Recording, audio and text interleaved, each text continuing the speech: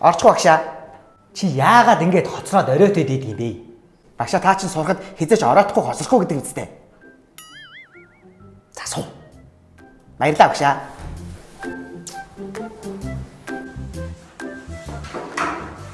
За хүүхдүүдээ өнөөдрийн хичээлийн сэдэв эрүүл зөв хоолтын талаар танарт орно. Эрүүл зөв хоолт гэдэг нь яг ямар утга учиртай юм бэ гэхээр таны ам руу орж байгаа болгон таны эрүүл мэндэд холбоотой гэсэн үг. Бид нар ярьдаг. Ходоод бол хогийн сав биш. Ходоод руу орж байгаа болгон таны эрүүл мэндэд холбоотой гэсэн үг. Бид нар буруу хоолсноос болж таргалалт үүсдэг. Таргалалт үүснэ гэдэг нь өвчтний үр болно гэсэн үг.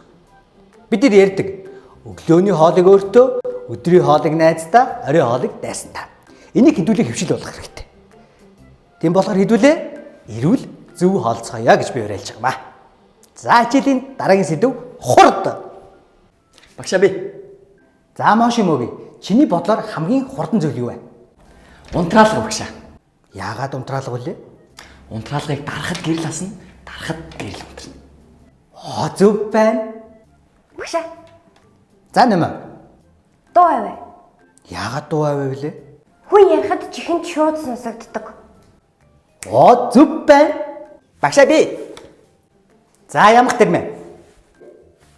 Чацаг. Яахлаар ичцэг байд вүлээ? Өчигдөр миний гэрэл сүвдэд 0 ороод гэрлээ асааж чадахгүй юм ярьж чадлаггүй шууд нүдэндээ чацаг